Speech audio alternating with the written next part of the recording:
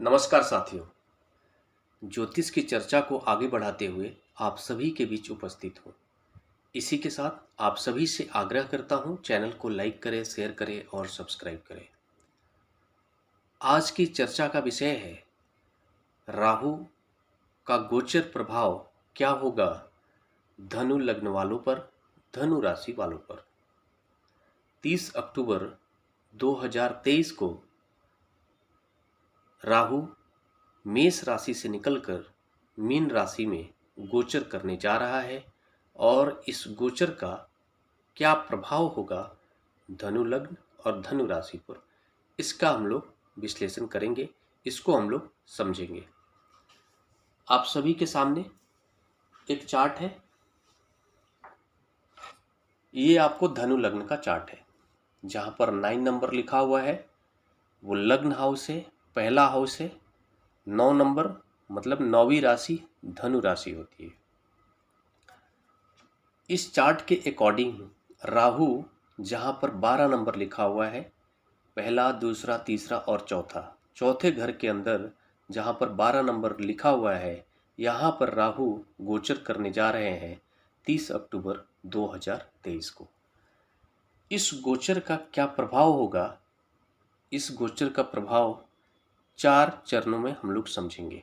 इसके 4 तरह के डिफरेंट प्रभाव होंगे। पहले चरण में हम लोग समझेंगे कि राहु जब इस घर में गोचर करेगा तो इस घर से संबंधित क्या प्रभाव डालेगा। इसके अलावा राहु की 3 दृष्टियां होती है, 5वीं, 7वीं और 9वीं। तो उन 3 दृष्टियों को फिर हम लोग अलग अलग समझेंगे। सबसे पहला, इस घर के अंदर जैसे ही राहु गोचर करेंगे, सबसे पहला सकारात्मक प्रभाव यह होगा कि 5वें घर जहाँ पे पंचम हाउस 1 नंबर लिखा हुआ है, इस घर को छोड़कर राहु 12 नंबर जहाँ लिखा हुआ है इस घर के अंदर गोचर करने जा रहे हैं।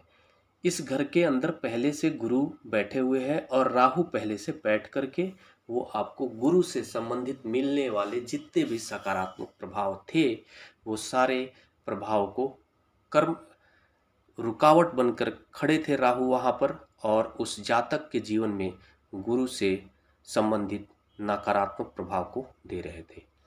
पंचम हाउस शिक्षा का हाउस है, वहाँ पर गुरु बैठे हुए थे। गुरु जब पंचम हाउस में बैठ जाए तो कहना क्या, जातक को विद्वान तक बना देते हैं। तो यह जो वक्त था धनु लग्न वालों को ज्ञान प्राप्त करने का वक्त था, लेकिन राहु वहाँ पर बैठकर बाधा क्रिएट कर रहे थे। तो वो बाधा हट जाएगी राहु जैसे ही पंचम हाउस को छोड़कर जब 4th हाउस के अंदर, ये आपको चौथा घर हो गया, 12 नंबर जहाँ लिखा हुआ है, जाएंगे, वो सारी बाधाएं हट जाएगी और फिर जातक को बहुत सारे, उसको अगर वो स्टूडेंट होगा तो उसको पढ़ने में मन लगने लगेगा। अगर कोई नॉर्मल इंसान भी होगा तब भी उसको ज्ञान प्राप्त करने के प्रति विशेष प्रेरणा मिलेगी और वो ज्ञान को प्राप्त करने में, उसको पढ़ने लिखने में बहुत ही मन लगने लगेगा। ऐसी स्थिति बनेगी। जो छात्र होगा, छात्र के लिए बहुत अच्छा ये आपको गोचर का प्रभाव मिलेगा। राहु जो 4th हाउस होता है, 4th हाउस माता का कारक होता है, 4th हाउस सुख का कारक होता है। 4th हाउस व्यक्ति के जीवन में जितनी भी सुख सुविधाएं हैं वो सारी सुख सुविधाएं को देखने के लिए हमें 4th हाउस को देखना होता है।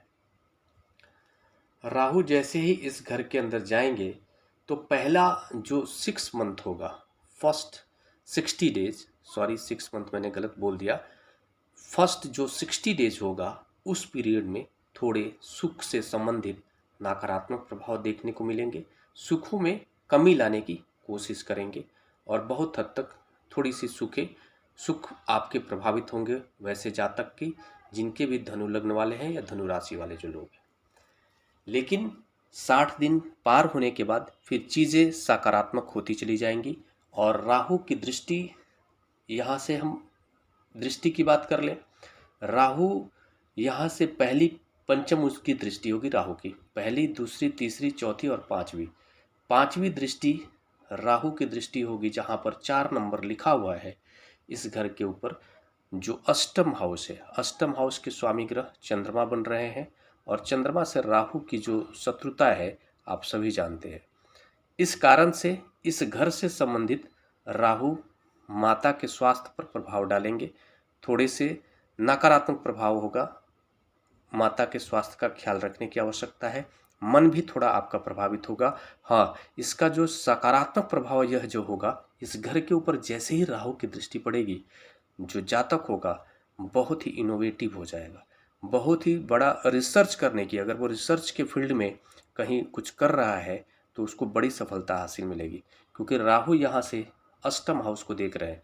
और राहु जब अष्टम हाउस को देखते हो या फिर बैठते हो, कोई भी ऐसा जातक जो इनोवेटिव हो, कोई रिसर्च कर रहा हो, किसी चीज़ की खोजबीन कर रहा हो, किसी विषय पर विशेष रिसर्च कर रहा हो, वो बहुत हद तक सफल होता है। गुण ज्ञान बहुत सारे, जो राहु जब यहाँ बैठते हैं तो जातक को गुण ज्ञान के प्रति बहुत ज़्यादा प्रेरित करते हैं और उसको प्राप्त करने की प्रेरणा देते हैं, और जातक उस ज्ञान को प्राप्त करने में सफल भी होता है। राहु कि इसका जो पंचम दृष्टि यहाँ पर पड़ने की वजह से थोड़े से आपके हेल्थ से संबंधित नकारात्मक प्रभाव देखने को मिल सकते हैं, इसलिए विशेष ध्यान देने की आवश्यकता है। राहु की जो सातवीं दृष्टि होगी, जहाँ पर 6 नंबर लिखा हुआ है, दसम हाउस के अंदर राहु की सातवीं दृष्टि होगी।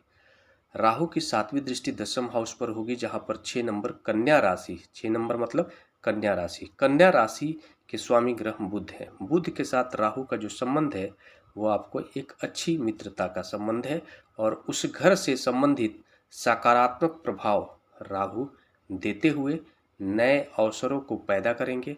आपके कार्य क्षेत्र में जो भी बाधाएं आ रही थी, उन सारी बाधाओं को दूर करने में वो सफल होंगे, और जातक अपने कार्य क्षेत्र में ऊंचाइयों को हासिल करेगा।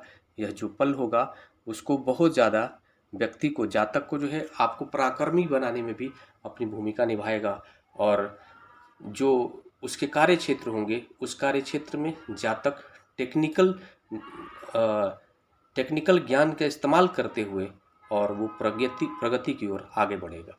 ऐसा आपको प्रभाव देखने को मिलेगा जो सातवीं दृष्टि राहु की दसम घर के ऊपर पड़ रही है।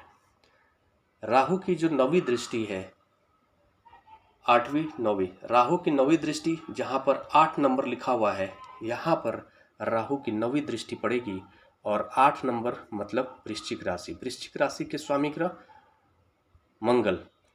मंगल के घर पे जब राहु की दृष्टि पड़ेगी तो जातक जो है, ये जो घर है, जो 12th हाउस है, वो किसी भी जातक का जो 12th हाउस होता है, 12th हाउस अध्यात्म का हाउस होता है, 12th हाउस खर्चे का हाउस होता है, 12th हाउस अध्यात्म के प्रति आकर्षण का भाव होता है, और ये बंधन का भी भाव होता है।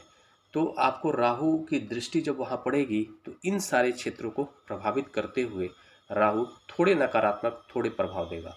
सकारात्मक प्रभाव यह होगा कि अगर मंगल इस घर के अंदर आपको जो है ना कि यहाँ पर वृश्चिक राशि के स्वामी मंगल हो रहे हैं, और पंचम हाउस के स्वामी भी आपको मंगल ही हैं, तो इस घर के ऊपर राहु अपना प्रभाव देते हुए जो आपके खर्चे हैं उसको बढ़ा देंगे, और आपके जो एनर्जी है उसमें आपको बढ़ोतरी कर देंगे, और उस एनर्जी को सकारात्मक रूप से इस्तेमाल करने की जो जिम्मेदारी है वो जातक की होगी। अगर उस एनर्जी का इस्तेमाल जातक समझदारी के साथ करने में सफल हुआ तो सकारात्मक प्रभाव मिलेंगे, नहीं तो नकारात्मक प्रभाव मिलने की ओर लेकर जा सकते हैं राहु। और जो 12th हाउस से संबंधित नकारात्मक प्रभाव देखने को मिल सकते हैं, बंधन योग भी बन सकता है, अनावश्यक विवादों में लाकर राहु खड़ा कर सकते हैं, और जिससे जेल तक जाने की भी स्थिति बन सकती है। लेकिन ये चीज़ें जो राहु का जो गोचर प्रभाव होता है, ये प्रभाव केवल एग्जैक्ट नहीं होता है, कारण जातक के अपने लग्न चार्ट की जो उसमें जो ग्रहों की स्थिति है वो बहुत ही महत्वपूर्ण है। लेकिन जो 12th हाउस है उसके अकॉर्डिंग आपको थोड़ा सा सावधान रहने की आवश्यकता है। खर्चों पर, अनावश्यक खर्चे नहीं करने की आवश्यकता है। राहु अनावश्यक आपके खर्चे को बढ़ाने की कोशिश करेगा। शो ऑफ के चक्कर में आप खर्चे बढ़ा सकते हैं, इसलिए सावधान रहने की आवश्यकता है। इसी के साथ नमस्कार। अगले विषय पर चर्चा करने के लिए आप सभी के बीच उपस्थित होऊंगा। तब तक के लिए मेरा नमस्कार।